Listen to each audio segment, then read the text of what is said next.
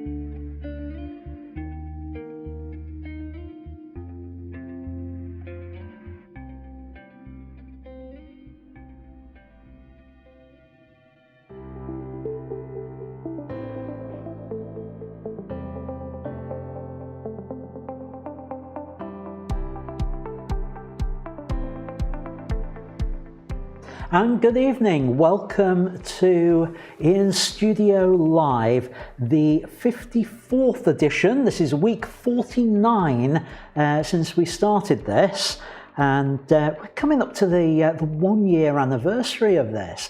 That's incredible. Right, anyway, welcome everyone. We've got a special show tonight. It's a Q&A catch-up. I've got quite a few questions that have been sent in over the last few weeks that I've been meaning to get to. So tonight's the night. I'm going to deal with no less than four of those outstanding questions and try and do them justice as well on that. Not that I don't try and do justice to the questions normally, but you know what I mean. If you've got any additional questions, feel free to stick them in the live chat as we go on, and I'll try and pick those up as we go through. So let's get started. And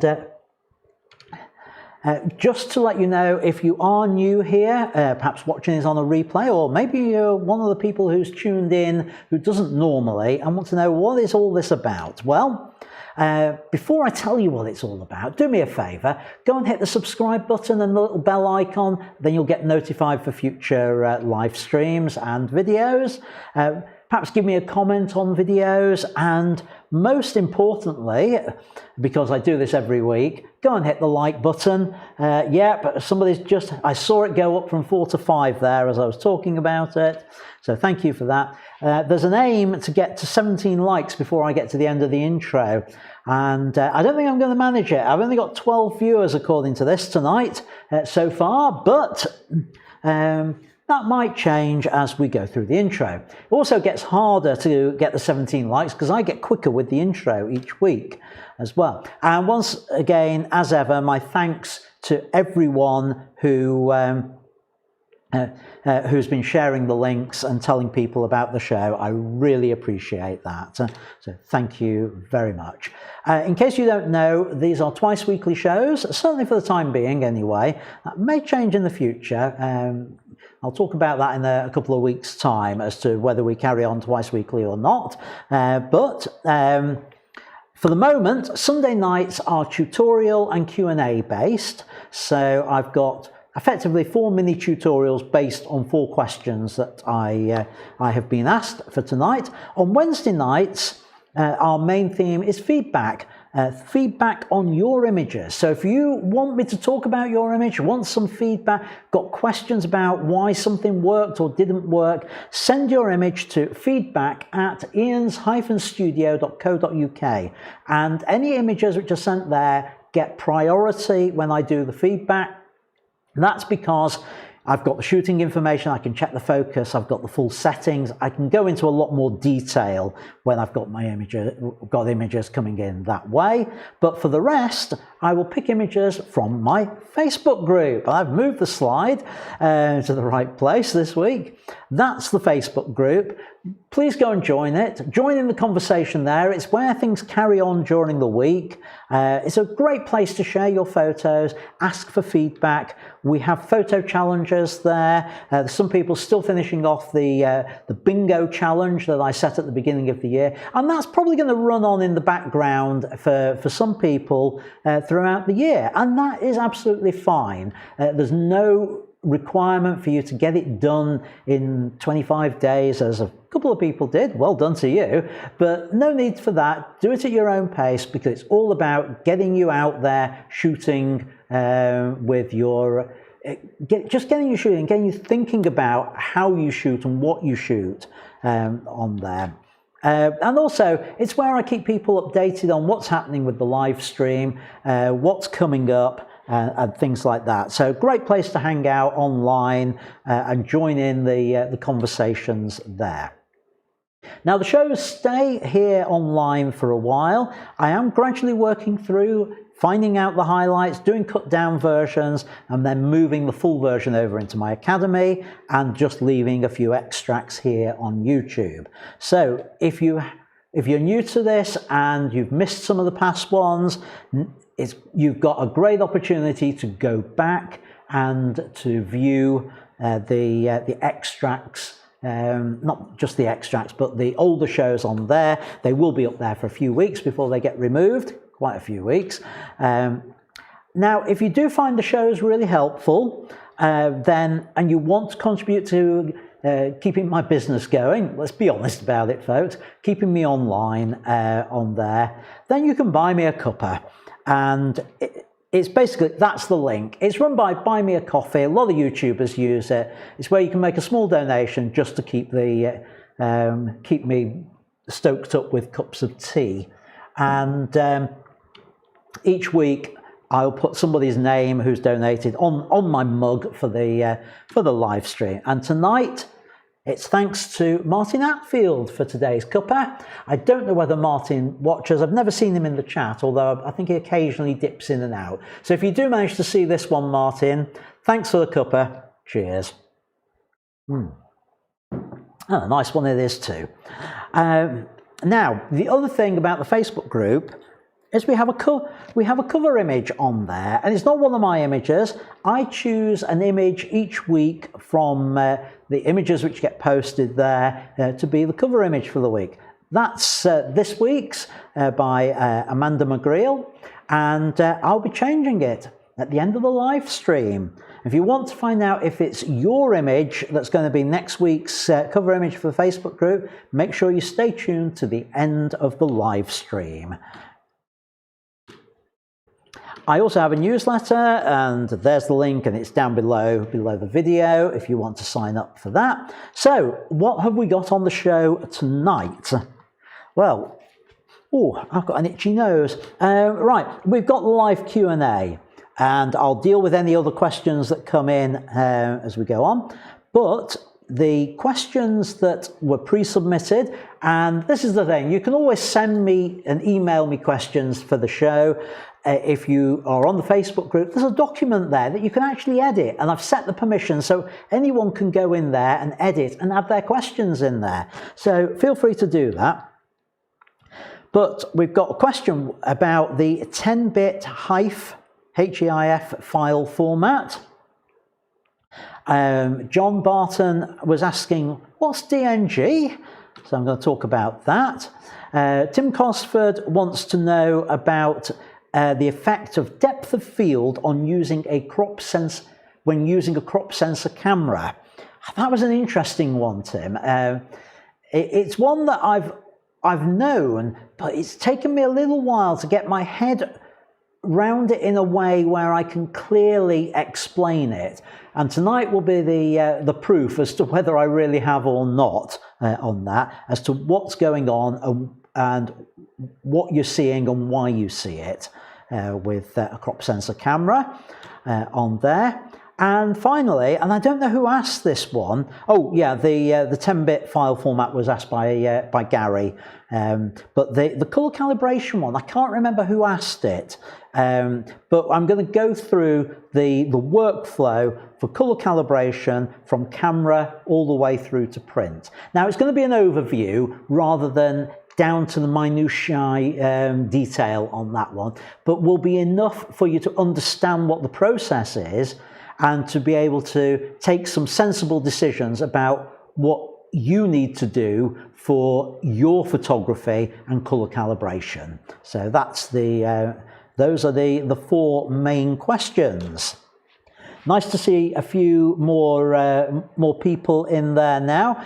So hi Terry, hi Bob, who've joined us. We haven't beaten the record on number of likes. Ah, you miserable so-and-sos. Only 7 likes and 15 of you viewing. 16 of you viewing now and only 7 likes. That's less than half of you. Go and hit the like button. It's a bit of fun, but there is a serious reason why YouTubers do try to get people to hit the like button. It signals to YouTube that this is a video worth presenting to other people. And it's an indicator that their metrics use and the algorithm use. So if you could hit it, it really does actually help me. It's not just for my ego, although having my ego massaged occasionally is no bad thing. So yeah, please go and hit the like button. Thank you. Right, okay. So live Q&A, part 1.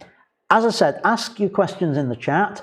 on there. There is a delay if you're responding in the chat, so it will, from your perspective, it looks as though it takes a while for me to see them. That's because there is a delay, I think, in me getting the messages on my screen, but also there is a delay from me speaking to you hearing me of at least 30 seconds.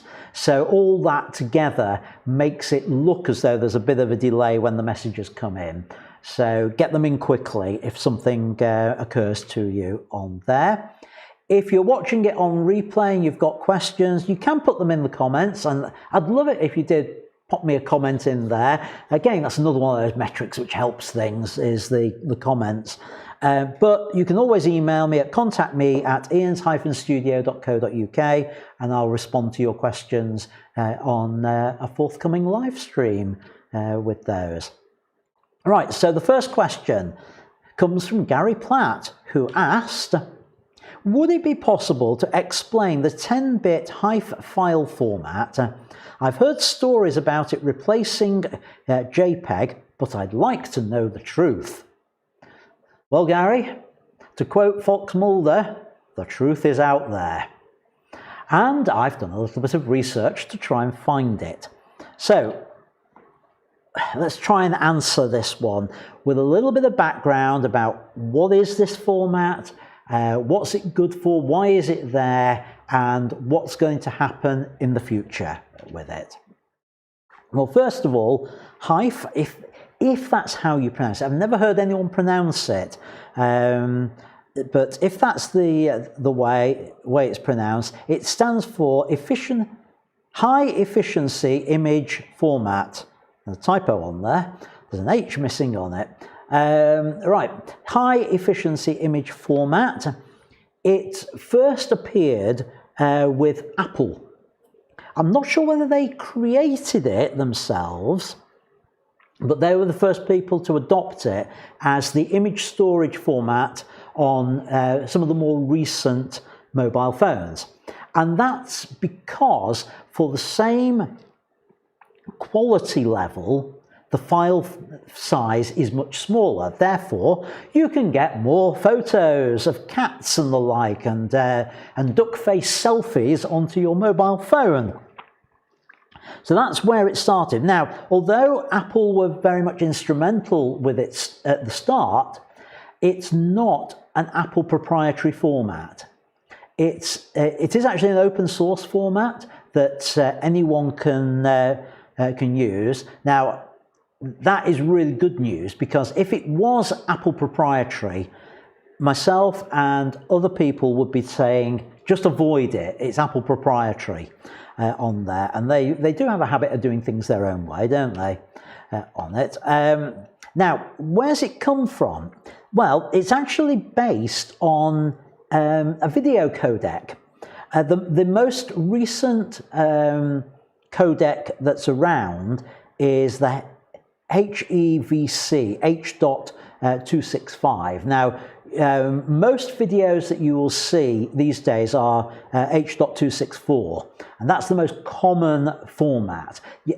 They will be hidden inside a container of MP4 or MKV, but the actual video codec inside is H.264 is the most common one. But the later version of that, which is allegedly more efficient, is 265. And that video encoding has been converted into a still image encoding format. Now, the video files might be .HEIC ending on there, but the generally still images are HEIF ending. Now, you can, I believe, have the C ending for stills or video, but normally you would differentiate between them by using the F ending for the stills. So that's where it's come from, and it's a real improvement on the compression algorithms. And when I say an improvement, it's an improvement over JPEG, but it is still a lossy format, which means in order to compress it, it is throwing away data.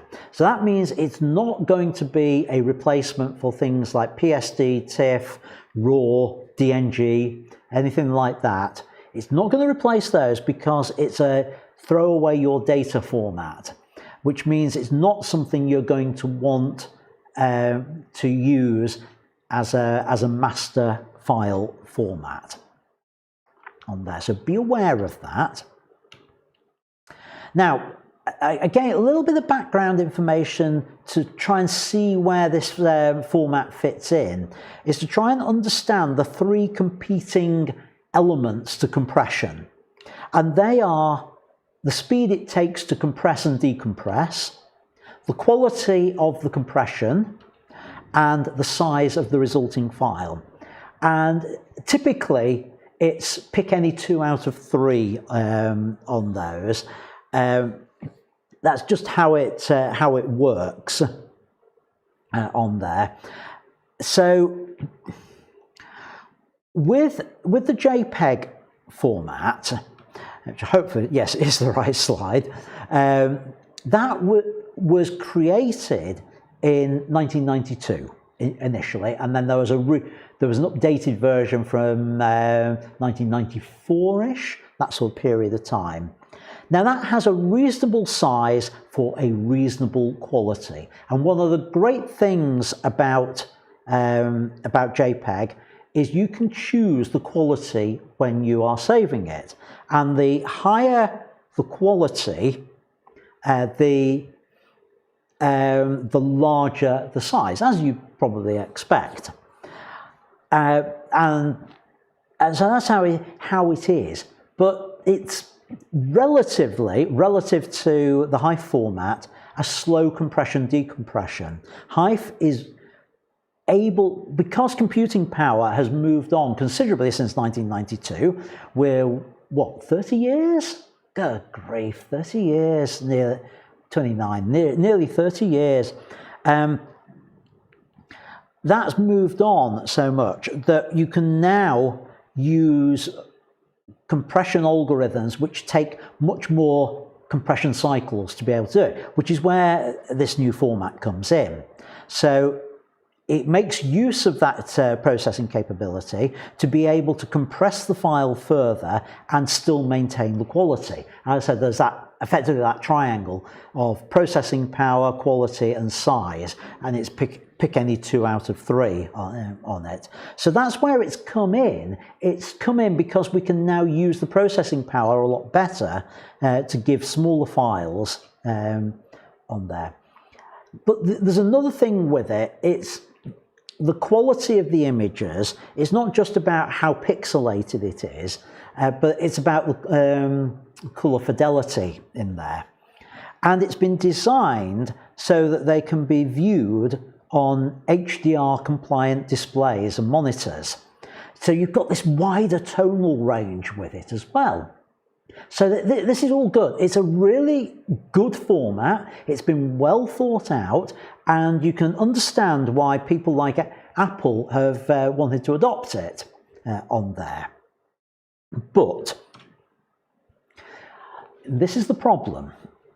Who uses it and what uses it? Well, at the moment, it's the more recent iPhones that are using it, and the Canon EOS 1DX Mark III has capability to use it. And for image capture, if you want to capture with a lossy format, it's a good format because you maintain higher quality for the same file size, or for the same quality, a smaller file size, effectively, with it. But there's not much that's actually using it yet in terms of creating those files. But what about the editing side on it? Well, I downloaded one of these HEIF files, and I did a few tests. And what I discovered is that Adobe, I think along with most other editing formats, can read it, but they cannot yet write it, which means it's not a format that you can for example, work on a raw file and decide, right, I'll then save it out as this HEIF format to use. Because you can't save it from Lightroom, you can't save it from Photoshop. You can read it, but you can't save it from that. And even if you just open it and then hit save, it says it wants you to save it in a PSD format. So the technology is not there yet to be able to create these files ourselves. We haven't got that in most of the editing software. I think there may be one or two packages out there that can do it, but I haven't got the names of them, sorry, on there.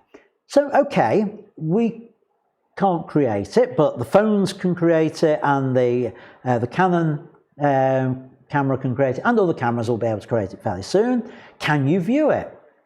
Well, no, unfortunately, none of the current crop of browsers will natively support it to be able to display it. So even if you could create it, if you uploaded it to a website and used it as a graphic on there, nobody can see it. So these at the moment are real drawbacks. What will happen in the future? Well, it has been touted as this replacement for JPEG, and it might happen. It's just a case of who's going to adopt it and when. I mean, I remember when the PNG format came out. That came out, again, it must have been either early 2000s or late 90s, because the rights to GIF format was held by, oh, I can't think of the company's name, but it was held by a company, and they were wanting to charge people for using it. So a group of developers produced open source format of the PNG. And it really has taken a lot of years for that to get widely adopted. And I would say these days, more people will use PNG rather than GIF. GIF is fine for animation, but if you want quality, you'll go PNG. Now, I started using PNG certainly early 2000s because of the issues with GIF. But I then discovered that it's a very slow format, but it really has taken a long time to take off. So the same is likely to happen with HEIF file format. It's going to take a long time before it's a standard thing in there. And also, there was another format, JPEG 2000. And that came along, again, early 2000s, and that really was touted as the replacement for JPEG. It's, again, much better format in terms of compressibility. A lot of things in its favour similar to the HEIF format. But it never caught on. Why didn't it catch on? Well, at the time, it required a lot more memory to be able to do the compression, which meant that not everything wanted to support it. And if certain things decide they're not going to be supporting it, certain big players say we're not going to support it, then it's never going to catch on. So there have been attempts to replace JPEG that have failed. Hopefully HEIF will get there, but it's going to be a long time. We currently live in a JPEG world, to quote an article on there. If you want more information, one of the articles I referred to when I was putting this together, here's the link to it. I haven't put that down in the show notes. I'll try and remember to do that later on there. So right, let's see what's been going on in chat. I've seen a few things come in there. Let's have a look. Tim has said he's upgraded to a full-frame camera. So he's particularly interested in the thing about answers to depth of field, etc. Well, I'm going to talk about it tonight, Tim, as you know. That's one of the plans for tonight. Right. Richard Lovelock saying he's finding this very strange. I'm not sure whether he's referring to me on there.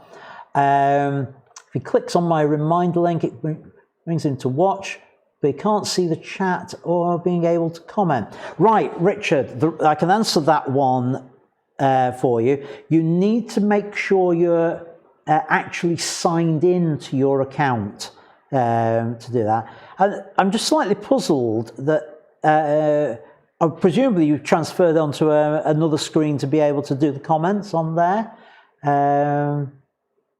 Or look at it in subscription. Yeah, it's because the link sometimes doesn't honour the fact that you are logged in, whether you're logged in at all on there. Right. Okay. Richard Bradbury says, "Evening all. It'll be consumer device adoption, phones and tablets that will drive it, not the £6,500 DSLR." Yeah, absolutely. It's going to come more from the iPhone direction, but it depends what cameras will adopt it.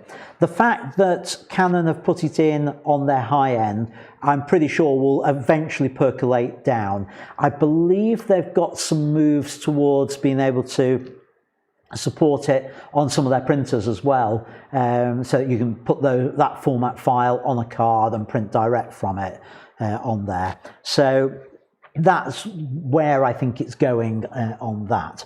So right, let's move on. And the next question came from John Barton, who asked very simply, what's DNG? Because he's discovered that his camera can create DNG files, which is great news for you, John. The answer is it stands for digital negative file. Right, next question. No, I know this is going to be one that a lot of people here already understand and know, but I'm going to cover it because, well, for various reasons.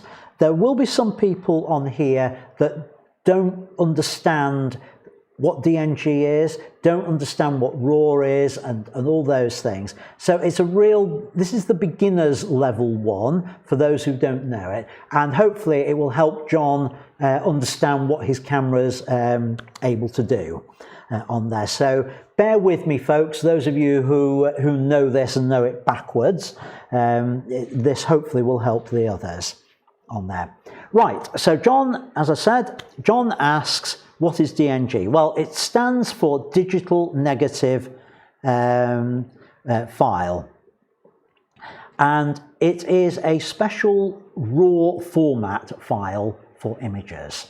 So if your camera is producing DNG files natively, just think of those as a RAW file format, same as CR2, NEF files, CR3 files, and all that.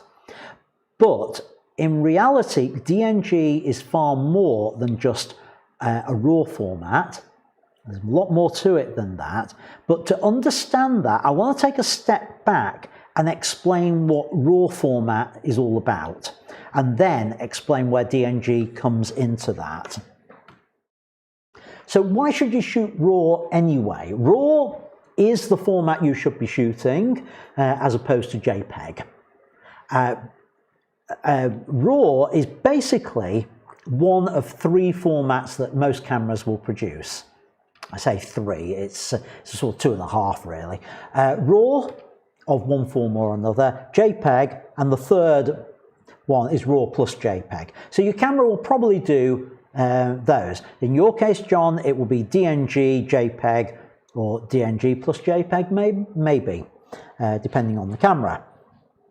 Now, what's the RAW format? Well, it's basically data directly from the sensor. It's the raw ones and zeros. That's where it gets its name from. And it's actually not an image in itself, per se.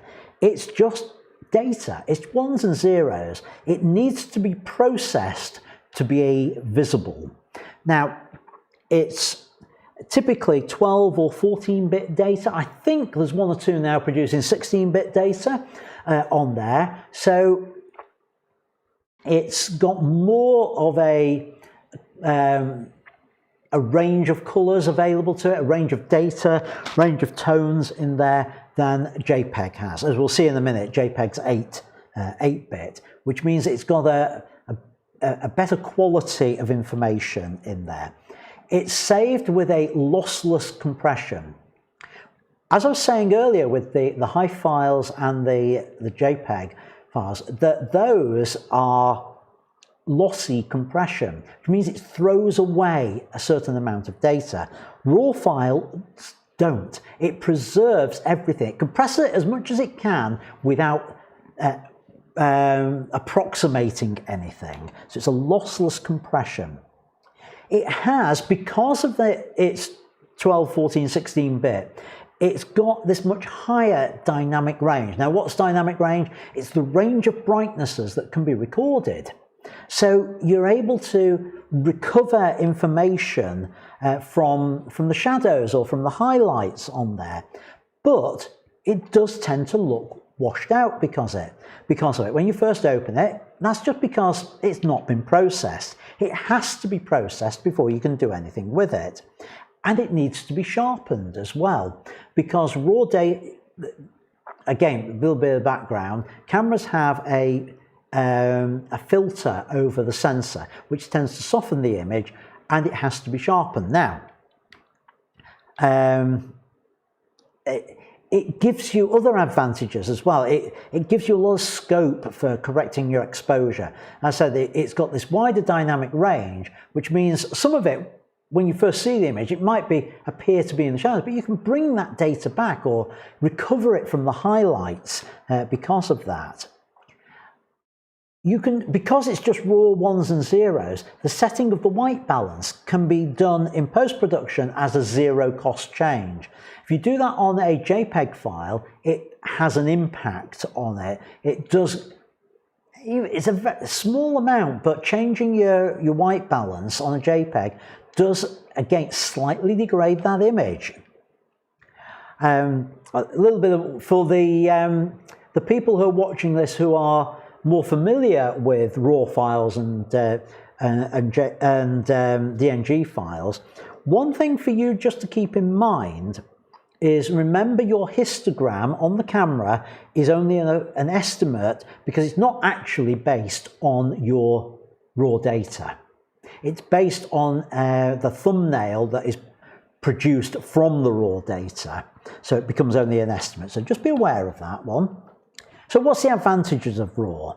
The advantage is it really puts the photographer in control. But the disadvantage is it takes time to process. They have to be processed. You need to use something like Lightroom or various other programs to do that processing. Now compare this with JPEG. JPEG's this universal, familiar format. Everything can view it. It's small files in comparison, very small. But it's only 8-bit, which means you're more likely to get approximations in color on there. And it works that way. It's a lossy format. We're throwing information away. You're actually throwing about 80% of your information or more away when you save a JPEG file. It's as much as that. And multiple edits to a JPEG file will result in the degrading of the image. Once, twice, you'll be fine. It'll degrade slightly, but you won't notice it. And if you want proof of this, the way to do it is get a JPEG file, set your quality down something 60, 70%, 60%, something like that, and then save it, and then open it again in Photoshop and save it, and keep doing that. If you do that 15 times, you'll find that your image is very blocky after a while. Oh, excuse me. So it just degrades with multiple edits and multiple saving. Now, if you're always going back to the original file, then that's not an issue. But if it's save, open, and like that, you will lose data. The advantage of JPEG, yeah, it's ready to view, ready to print sort of thing. You don't need to spend time doing processing and things like that. But the disadvantage, the processing actually is still happening. And it's just that the camera's doing it rather than you are. So the camera's in charge of creating that image, and it's producing it's producing the JPEG for you based on your raw data. So once it's done its edit, it leaves you with very little scope for correcting problems. And we've seen this when I've been doing the reviews, blown out highlights. A good example actually was one of John Barton's images that he said about. He got a blown out mask on someone's face and wanted to know anything he could do about it. And the answer was no, not unless you had the raw file for it on there.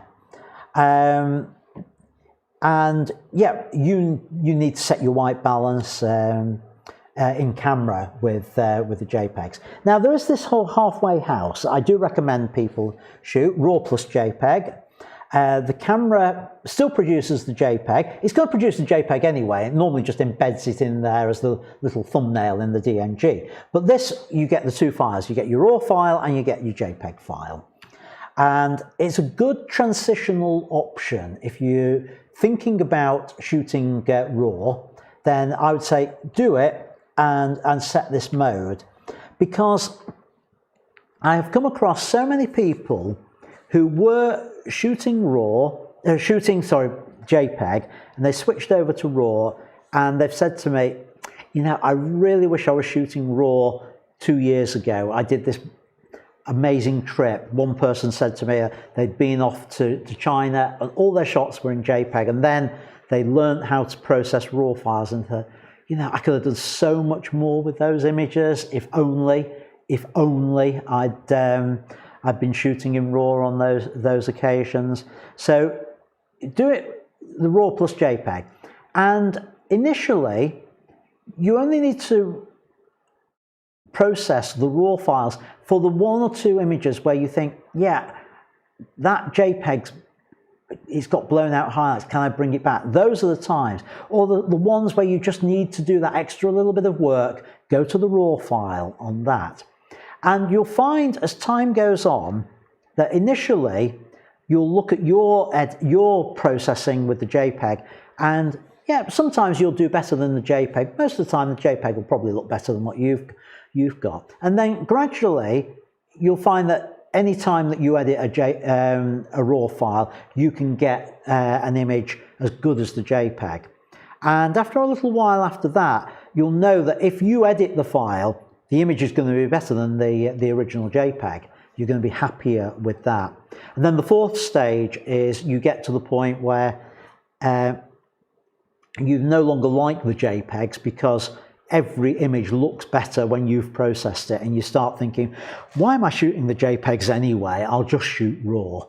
And that's generally how a lot of people go on their journey of transitioning from JPEG to RAW. But try and get there, because that's where you're going to find the quality in your images with it.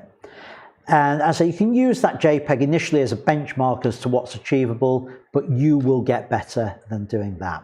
So that's what RAW is. It's this data off the sensor. So what's DNG then? Is it just another format that some cameras produce?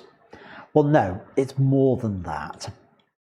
As I said, it stands for Digital Negative File, and not, as Richard Bradbury put, did not grin. Thanks for that one in the chat there, Rick.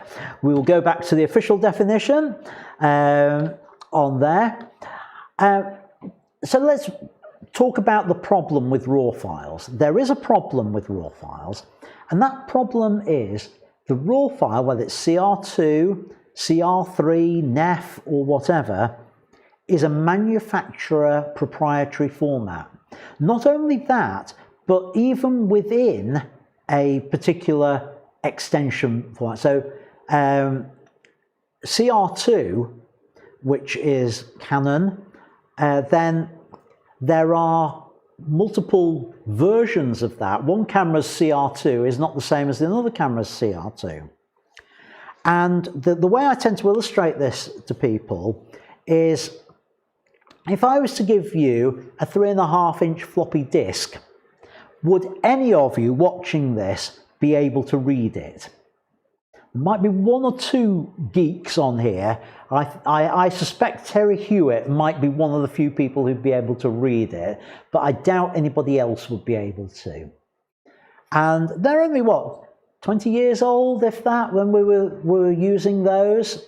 And for some people, if I gave you a CD, would you be able to read that on your computer? Possibly not, and that's a more recent format. So what makes you think that in 10, 15 years' time, you are going to be able to read the RAW format of your current camera?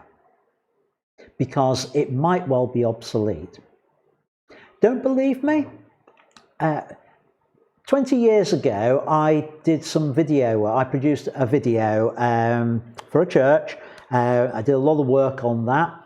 And I very diligently saved the project files from Premiere. I've saved all the video files that were created from it. And I actually have a need to go back and re-edit it now. And I opened it up the other day, and I've discovered two things. First of all, I've got nothing that has the codec for the video file that I can open. I can't open the video files. Thankfully, at the time, I transcoded it into a less proprietary format. So I can't go back to my original files. Not to worry, as I said, I'd done that to future-proof myself. But would you believe it? Premiere Pro no longer supports the project file format for the video project. So I've got it all. I've got every edit decision I made on there, stored in a project, archived, restored from archive, and I can't read the blessed thing. So why would you? This is the same problem with your image files. 20 years down the line, you want to be able to open your images that you took last year, particularly the ones from 2020, because those are going to be, in 20 years' time, those are going to be historical documents of the world going through a pandemic. And in 20 years, 30 years, 50 years' time, people will be interested in the images that were taken at that time.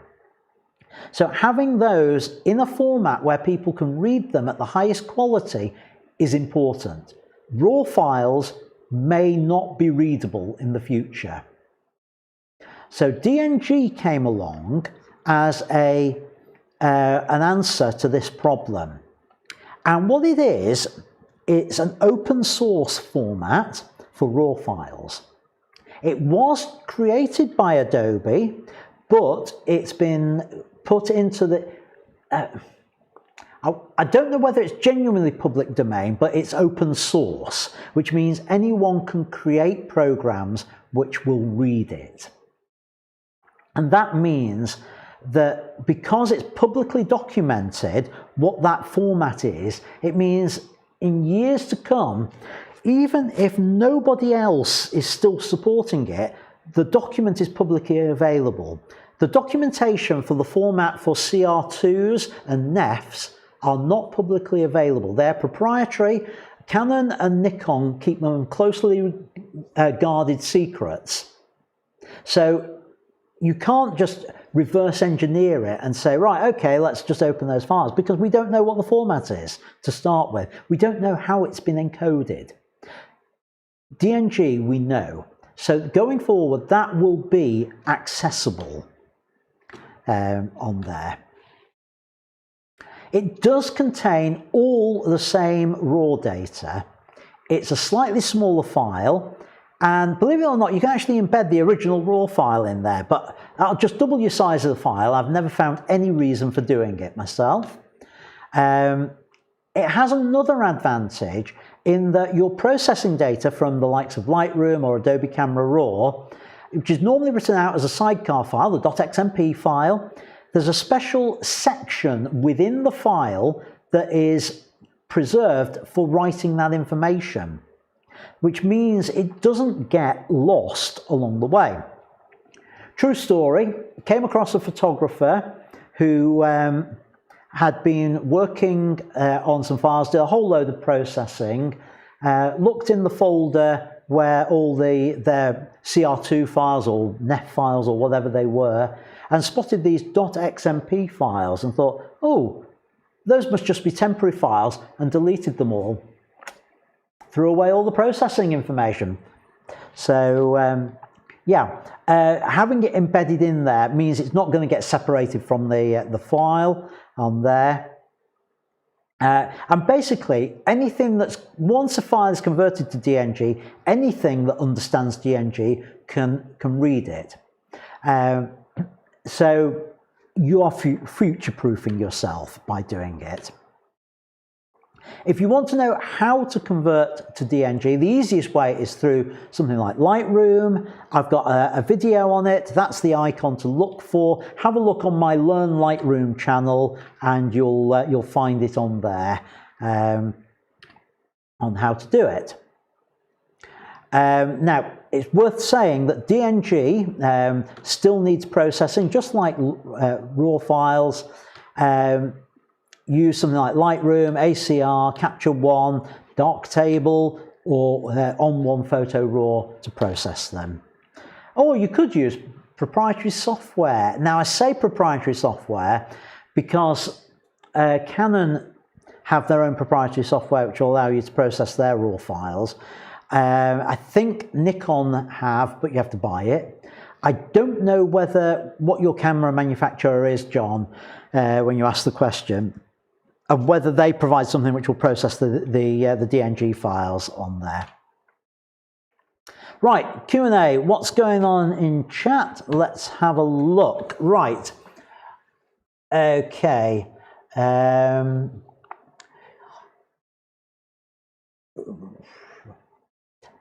Right, Gary asking, am I certain DNG will be supported in 20 years? Basically, yes, I am. I'm more confident on that than I am that my .crw files from my EOS 10D will be supported.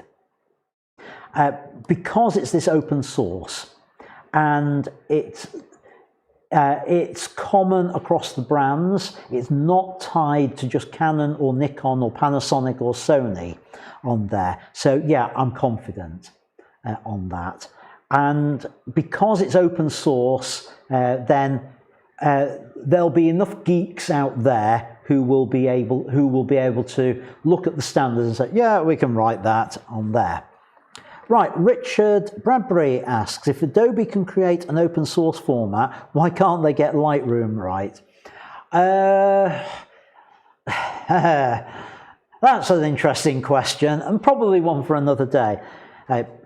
I think, right, it is actually an interesting question, and I want to answer it partly on that. Now, I know I've spoken to you one-on-one about Lightroom and some of the reasons behind it, but there is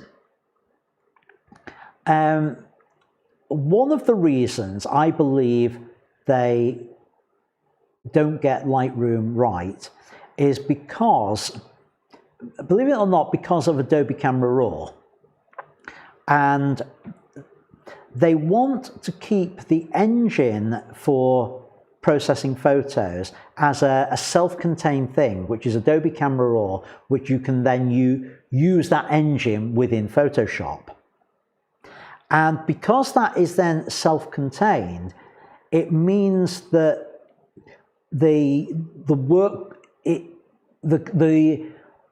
link between library and develop is a little bit tenuous, and that, because it's not as smooth as it should be, that adds some of the processing problems on there. Another reason is a lot of the code that they've used has been bought in code. It's not necessarily code they've developed themselves. For example, when they first created Lightroom, they bought they bought out a Raw Shooter Pro, and that's where they got the clarity control from, and they bolted that in, and it means that there's lots of black boxes within there, I'm sure, and things just don't quite work together. It's not been designed. They used to say design from the ground up. It's not. It's bolted together from the ground up, and I think all those different things, and I think as you say in the chat, Richard, it needs a rewrite, and they decided a few years ago that they were going to do that rewrite, and they are doing that rewrite. Unfortunately, they took a bad decision when they started it, and that is the rewrite has been cloud-based, and that is the non-classic version of Lightroom. That is the rewrite. So going back to Gary's question about how certain am I that DNG will be supported in 20 years' time, considerably more sure about DNG than I am about Lightroom. And I'll be honest with you, every 6 months or so, I seriously look at whether I want to carry on with Lightroom. And at the moment, the answer has always come back, it's not perfect, but it's the best of the alternatives for what I want to do with my cataloging and my processing. It's not the best by any means on the processing side, and there are other tools I would rather use for that. But I haven't yet found something which will do the cataloging side any better. There are other contenders out there, but the downsides to them, for me and what I use it for, are a problem. So I'm kind of stuck at the moment on it. Right, we've had another question come in, or statement. Terry says, internally, Lightroom.cr2 and NEF files, and they are converted to an internal format DNG. Yes and no on that.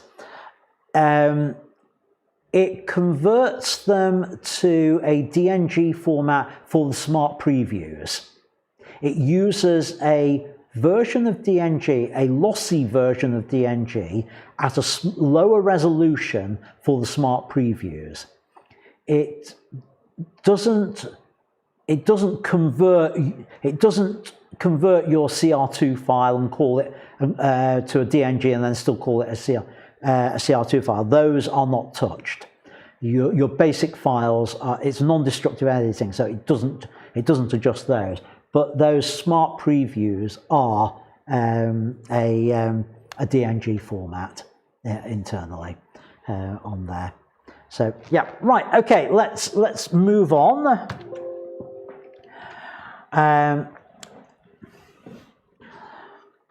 Oh, right, one more question that's come in, which I'll do it this time because it ties in with what we've just been talking about. Gary asking, what's the most viable alternative to Lightroom? I don't think there is one contender at the moment on there, and it depends what you are looking for. There's lots of different possible solutions. For processing, the best one is going to be Capture One, hands down on image quality from that coming out of there. But its cataloging capabilities leave a lot to be desired. You can't have, unless they've changed it recently, there are a lot of restrictions on the size of catalogue that you can have, and you're kind of stuck with having a new catalogue per year. Now that might be fine for some people, but for me, because my raison d'etre is training, and I might need to find an image to illustrate a point, I need to be able to search across all my catalogues on there. So Capture 1, the cataloguing side, is no good to me. Of the other alternatives, cataloging wise, and certainly to a certain extent with processing, on one is one to keep an eye on. I'd got good hopes of that a couple of years ago. I've sort of taken my eye off the ball a little bit with it, but that one, they are the only ones that really you can import Lightroom settings, and they have a go at processing the image with your Lightroom settings on there. Then there's Darktable.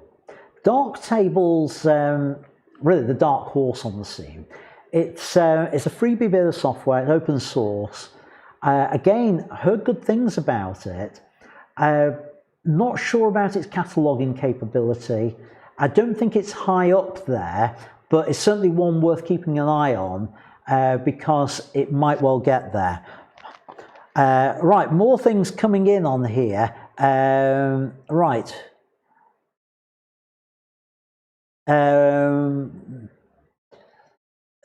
Terry's saying, I'm missing the point. The software will work with one internal format. I'm not sure I understand what you're talking, what you mean on there with it. Yeah, Rick's saying the same as I am for processing and tethering. Capture 1 hands down on there. Then yeah, the cataloging side is an issue with it. Gary saying Lightroom flies on the new Mac M1 chips. Right. Hope so. It doesn't do too bad on my machine now, although I have noticed, and this is an interesting one for Rick. You've seen what my machine was like when I first got it for tethering, how quick it was. The other night when I was tethering, there was a real delay. It was about 3 or 4 times slower than when we did those initial tests. Now, I don't know whether that's because I got various other processors running on the machine. I need to have a look at that. Also, the amount of free space I might have available on there. Bob Toby is commenting about Affinity Photo. Affinity Photo is a good alternative to Photoshop. Yes, you can raw process with it, but it's really more on an image by image basis rather than it doesn't offer any cataloging at all, and you process on one at a time. But at the moment, it's 50% off and a 90-day free trial. I've now got the 90-day free trial, and I'm probably going to buy Affinity Photo because I think there are certain things I think it's doing better than Lightroom. I've only had not Lightroom, for Photoshop. I've only had a very brief look at it. Now, I don't think Affinity are going to try and come up with a Lightroom replacement. There was a lot of speculation that they were a few years back, and it's all gone quiet, and I just get the impression they're consolidating on their 3 main products, which is Publisher, Illustrator and Photo, and not looking to try and produce their own replacement to Lightroom, which is a great pity, because their understanding of how people work as photographers and designers is so much better than Adobe's, and they're much more responsive as well. Right, I need to move on, folks, on there. So crop sensor and depth of field. This is the one Tim's been waiting for, because he asked, what is the effect on depth of field from using a crop sensor camera? Right, okay, so first of all, let's understand a couple of basic facts to be able to explain this. Let's understand what actually a crop sensor does. Now, ideally, I'd have illustrated this with some images, and I haven't got the images to illustrate it. But literally, a crop sensor is a smaller portion of a large sensor. All it means is that instead of those pixels, not pixels, those photons hitting an area this big in comparison, they're going to be hitting an area this big. It's just the center part of a larger sensor. That's all it is. Now, light and optics doesn't behave any differently just because it's falling on a smaller area. It's going to behave exactly the same regardless of whether the area it's falling on is this big or this big. So keep that in mind. With that in mind, I've put this slide in the wrong order. What that actually means, let's go back, it means that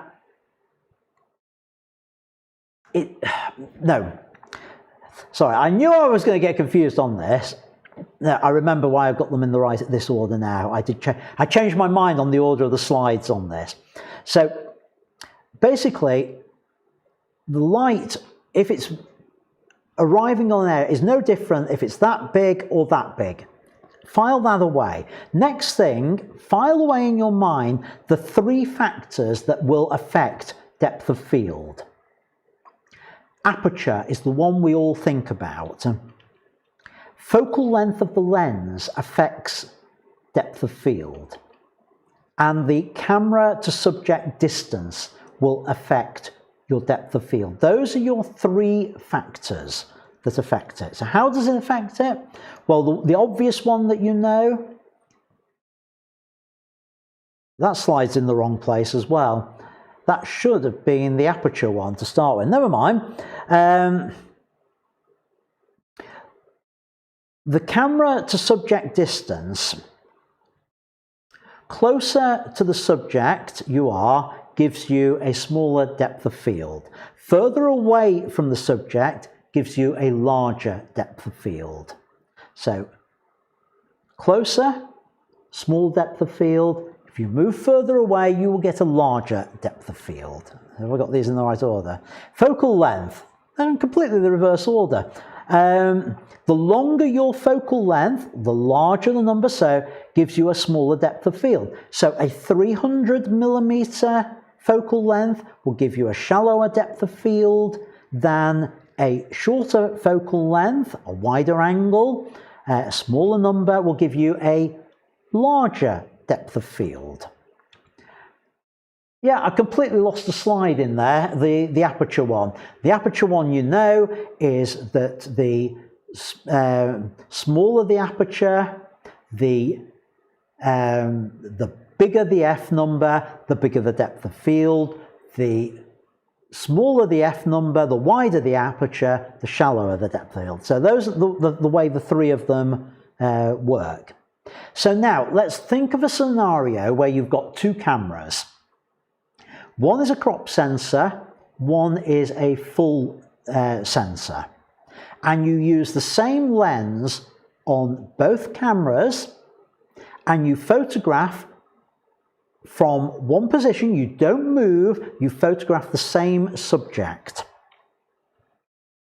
And if you do that and compare those 2 images, you will find that the depth of field on both those images will be identical.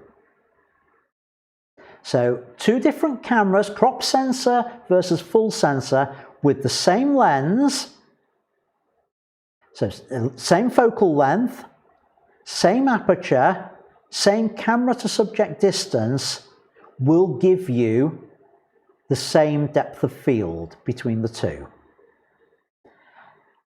What will be different between those 2 images, however, is the amount of the scene that's captured. The crop sensor only captures the middle bit of it. So what happens then is we compensate for that by doing one of 2 things. We either move our position so that we capture the same amount.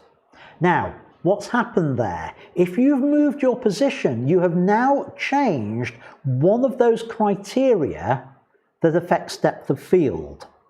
You have moved further away to be able to capture the same distance, the same amount of scene that the full frame camera could capture. You've gone further back. You've increased the subject camera distance. Therefore, larger camera to subject distance means a bigger depth of field. So it appears that you've got a bigger depth of field. Not because of the crop sensor per se, it's because of how you've used it, you've stepped further away. The other thing you can do to compensate for the fact that you've only got the middle bit of your image is you could zoom in. Effectively, you are now changing your focal length. So by changing the focal length, you are using a wider angle, smaller focal length, to capture the same amount of scene as you had with your full frame camera. And what do we know of those three things which will change your depth of field? A shorter focal length means a larger depth of field. So the conclusion is a crop sensor camera in itself doesn't change your depth of field, but how you use a crop sensor camera will change your depth of field, and generally it will give you a larger depth of field than a full frame camera. So that's how it works and how we get there. It's not that the crop sensor affects it, it's how you compensate for the fact you're only capturing the middle section of the image with a crop sensor camera. And typically it leads to a bigger depth of field. Right, okay, hopefully that's helped you, Tim, on there. Right, back to chat. What have we got in there? Right. No, nothing new in chat. Good. Okay, move on. Color calibrated workflow. That was the final question. This has taken me longer to get through than I thought. There's three parts to a color calibrated workflow. What you do with your camera, your editing, and your printing. So let's go through that whole workflow. I'm going to give you an overview of it. I'm not going to dial down into all the specific details. I'm just going to give you the general 1,000-foot overview of it, just so you then know what things you need to turn your attention to for yourself. Right. The first thing to think about with a color calibrated workflow is the color of light affects how color is recorded. So, oh, I've just realized something. I need to do that so you can see my slides. The color of light affects how colors are recorded. So, for example, if I was here with red light shining onto me, my grey shirt would look red. If we want it to record as grey, we need to be able to subtract that red light from it. So in other words, we need to know what the colour of light is. How do we calculate the colour of light? We do it by having a known colour. Now we could say we know this is grey, but do we know what grey it is? I had an interesting conversation yesterday with Rick we were buying rolls of paper for the studio, and we were looking at 4 different versions of grey, was it, Rick? On there, and we were going, no, that's a lighter grey. No, that's got a bit of a colour cast to it. That's got, and a grey is not grey is not grey. To be able to calculate the exact colour of the light, we need to know exactly a reference colour that we can use to calculate that. And what we use is a choice of 2 things. You've probably seen something like this. This is a YBAL card, a white balance card. Mine's a little bit mucky and scuffed these days, so I don't really use it other than for explaining things. The idea is you keep it pristine, you keep it out of the light. Mine's had neither of those, but that is a known colour in terms of the number of red pixels versus green pixels versus blue pixels will be exactly the same on there. So I can calibrate, know any colour cast on the light by photographing that, and then using my little picker in Lightroom, I can pick on that to know the colour. Now, that's fine, and it does work to a certain extent, and for most things, it's great. However, if you want to be really accurate, you need not only the grey, but the colours as well. And let me, not the right one. Yeah, you can see this a little bit better now. This is a colour checker passport, and I really must hold it that way so I don't get any fingerprints on it. And that is referenced colours, known Pantone colours on there. And we can, if I take a shot with that in, I can then use the software that comes with it, where it goes through, finds each of those colours, and can then accurately produce a colour profile, which allows me to effectively subtract the colour of the light to get true colours on an image. So how does that work? Well, we start by taking a reference shot. I'm going to just pull this up in Lightroom so you can see what I mean on here. I'll show you an example. So here we go.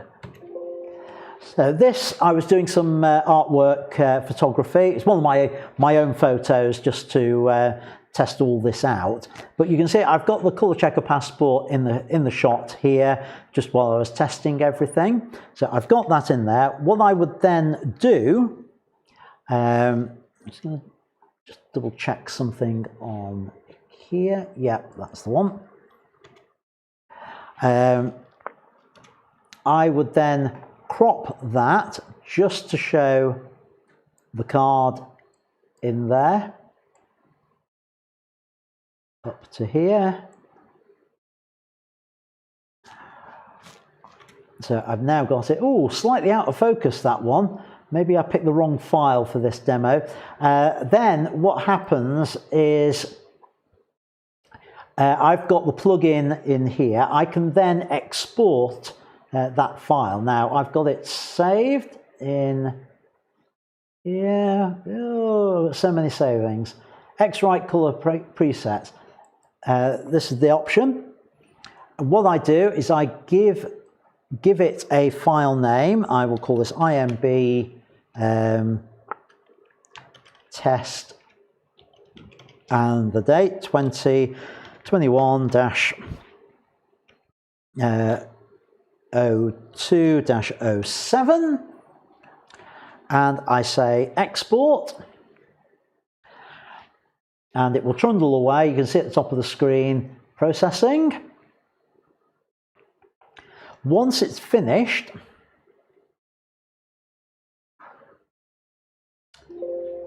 there we go, I have to restart Lightroom. This is one of those things that Lightroom needs to fix, that we have to restart it just to pick up a new color profile. So I'm not actually going to do that because it's going to takes a little while to do it. So here's one I prepared earlier. So if I browse the profiles on here, you can see that I've got profiles. Here's a test one I produced earlier, so I can select that and I say close on there. So I've now applied a profile that's been created from this card, and I want to get the white balance right, so I can now use that dropper instead of, this is what I would do with the YBAL card that I showed you. But I'm now doing it on here. I've got the profile in there. I just choose the mid target on there, and that is now corrected colors on there. Now, if you like your images to be a little bit warmer or a little bit cooler, you've got over this side the option for a bit cooler or a bit warmer. So I like mine to be a bit warm, so I could choose that. Did I see it? I think it did. Or even down here. Yep, that's made a change. And that's just warmed it up very slightly on there. And hopefully you can see it. So that now means anything I photograph with that profile and that white balance will be accurate colors. Because this shot was taken, anything I photograph under the same lighting conditions as this, and I apply those settings to, will have true colors to them. So now I've got those settings, I can move on to the image that I created, which is here. And if I now say, I'm going to just say previous to pull all that over from there, I should have reset the crop on there. So crop, reset. So now that should be color accurate for my image. So I'll just crop that back in on there.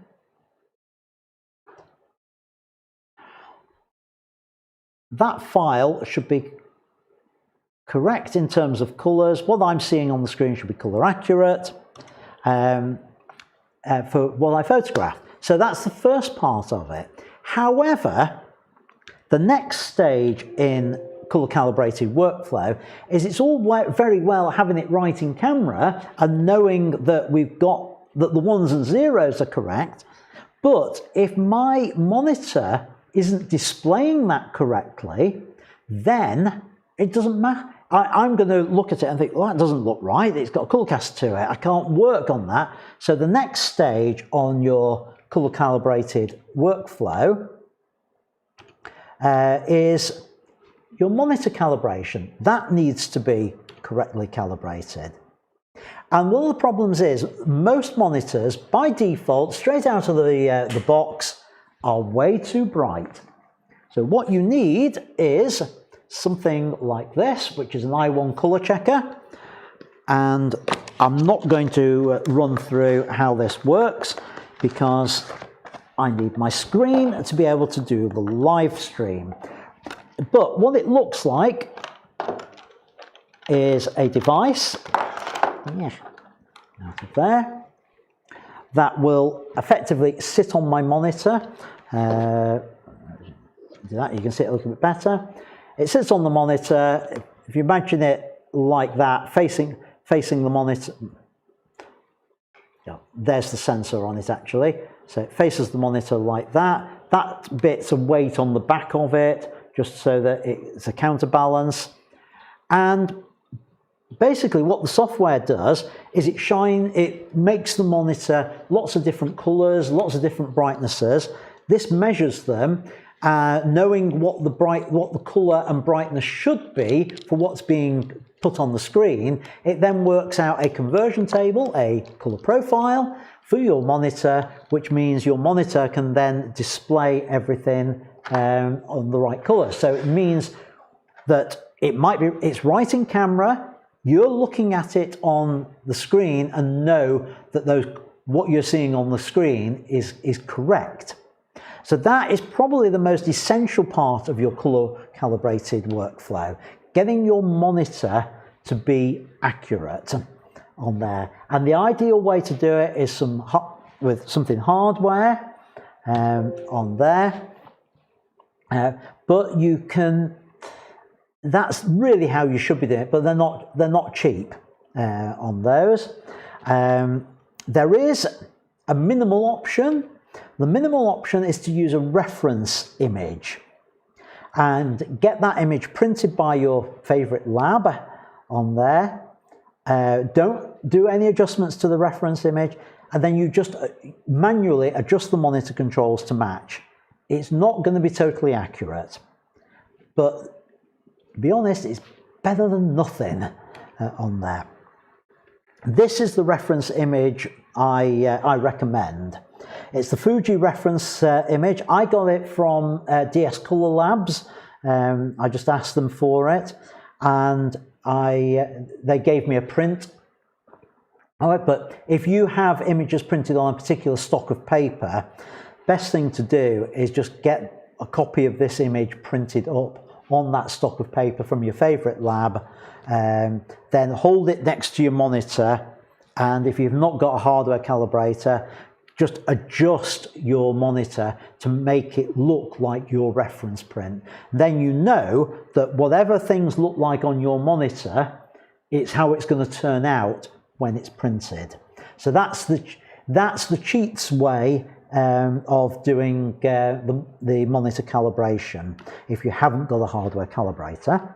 If you're in this area, I can do monitor calibration for a fee, just so you know, and at least one person watching this live stream has had their computer calibrated, their monitor calibrated that way. Next is print calibration. And this depends, how you're going to do this will depend on whether you print at home or whether you use a lab to print. So let's deal with the easy one, printing at a lab. The lab may offer you a colour profile for their printer. They've worked it out for the paper they use and the printer that they use. They've got a profile. So let's head over to Lightroom, and I can show you how I use it, because I've downloaded the one from DS Color Labs for the paper that I use for most of my printing. So let me head over there. I will go into, let's take my my King Tut image, file, and actually the print module is the one I want. I go over here, and you see I've already got my presets named up. So suppose I was going to do this as a 10 by 8. Pick the right image, selected photo, and that one. And you can see now down on this side, the colour management side. Oh, it's lost the profile on there. That's interesting. Over on the profile, there you should then be able to select the profile that you're going to use. And mine's gone missing. Darn, what's happened to that? That's interesting. I need to try and solve that one on there. But that's where you would set it in there. That's bizarre. That is really bizarre. That should be in there. It's got these, but it just doesn't have my proper one. But the sort of cheats way, if you haven't got a formal profile for the printer that you are sending to, use sRGB. Why sRGB? Because the majority of labs, the majority of their customers are non-professional photographers who are just printing what they've created on their iPhones and their point-and-click cameras.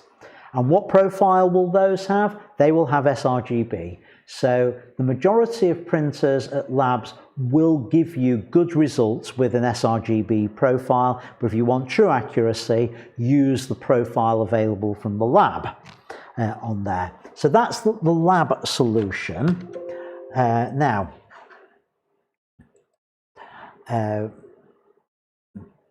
on there.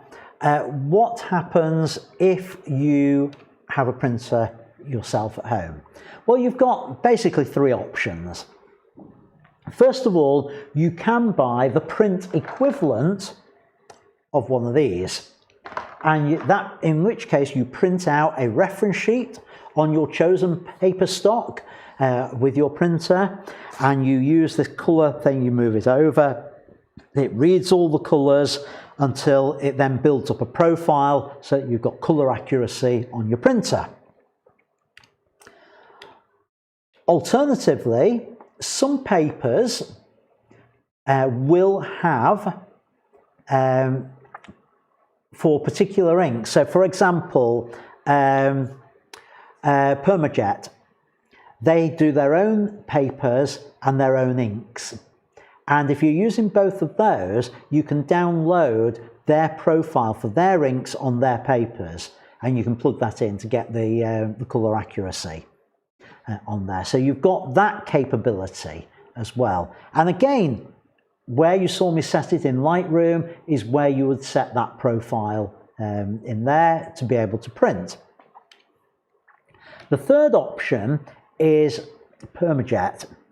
They offer a service. If you are printing with Permajet papers, you can print out a reference sheet, stick it in the post to them, and they will generate a colour profile for that sheet on that paper, and they will email it back to you.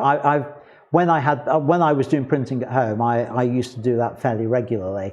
So about once a year, I would get a new profile done, or if I changed paper stock, I would get them to do it again. And it's free if you're working with Permajet papers. If you're using other paper stock, they do charge for that service. But it's another way of getting a true calibration for your printing at home. Don't know whether there's anybody here who is printing at home. I know that Terry Hewitt does. I don't know about anybody else on that.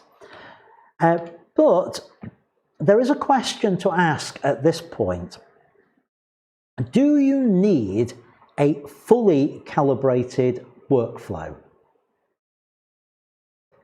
And you might think, well, of course I do, but do you? Because there are times where you perhaps actually don't need the full calibrated workflow. If one of the first things you're going to do with your image in post-production is to change all the colours on it, then you don't really need to be that concerned about getting the colours perfect in camera, because you're going to change them anyway.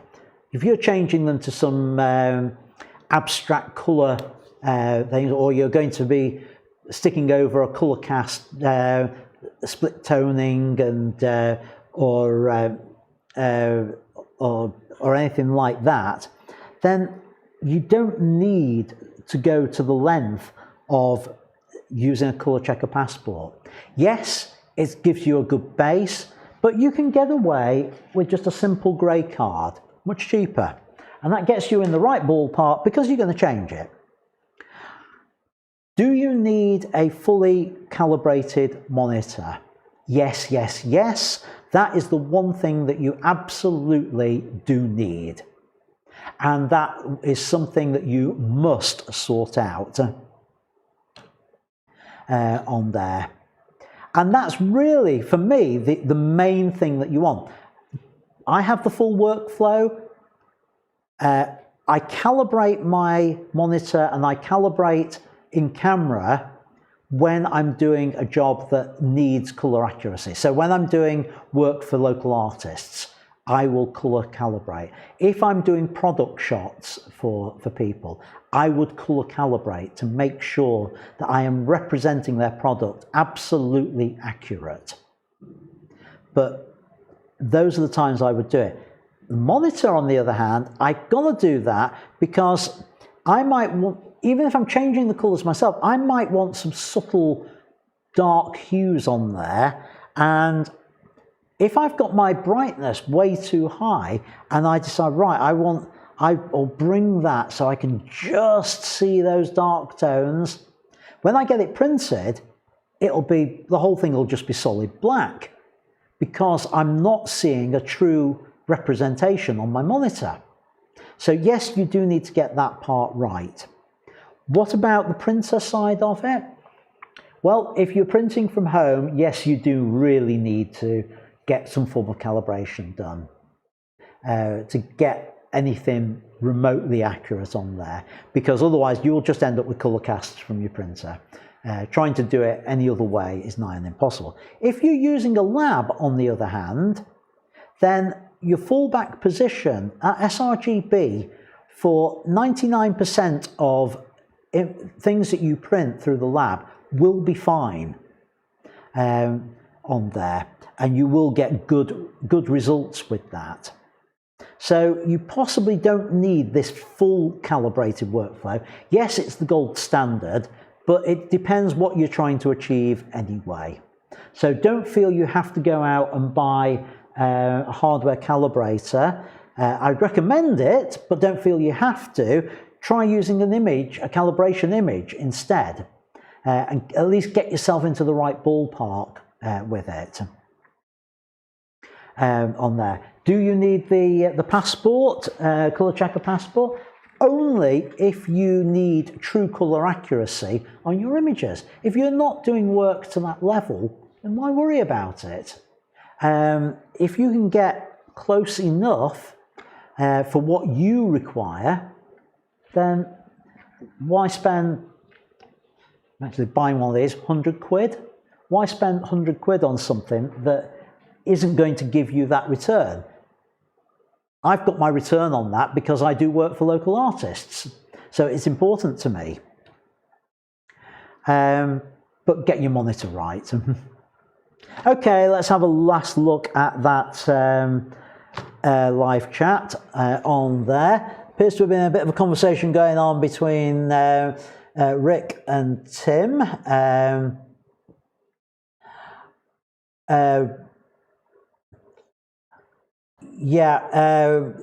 Tim saying he's seen articles saying that the depth of field is affected by size.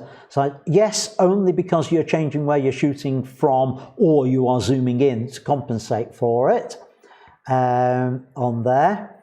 On that. Rick saying, yes, you see a lot of misinformation online.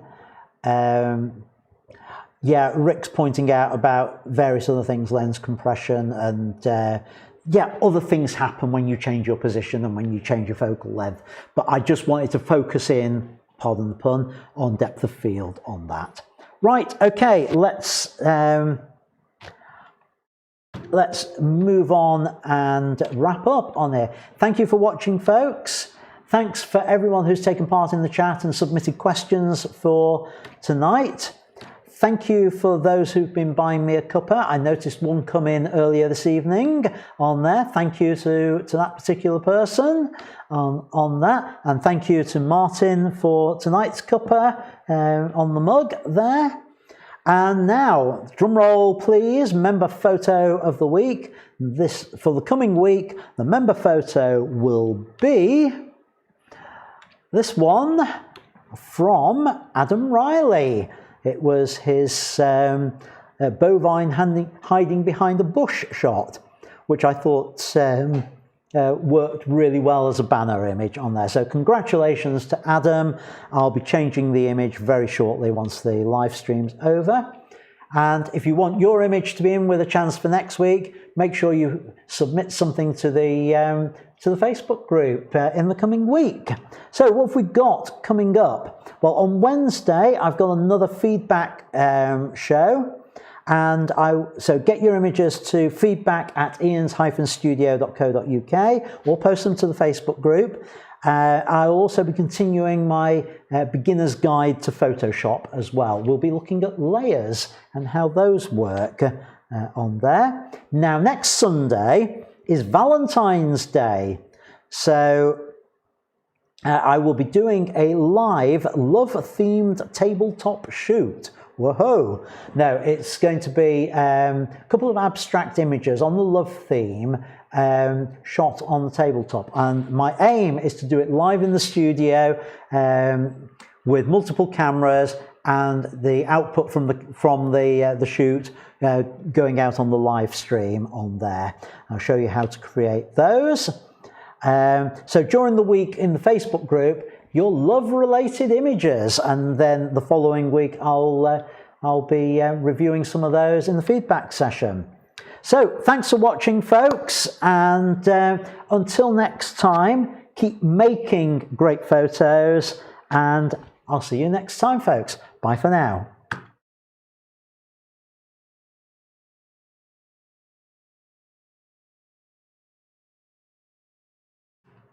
Right, time for the alternative ending for this. Thanks for watching this cut down version of Ian Studio Live. The full version is now in my academy. Some of the highlights from this will be up on my YouTube channel, so go and have a look for it there. But if you want to see the full thing, come and join the academy. It's only £6 a month or £60 a year, and there's lots of other good resources in there too. So thanks for watching, and until next time, keep making great photos. Bye for now.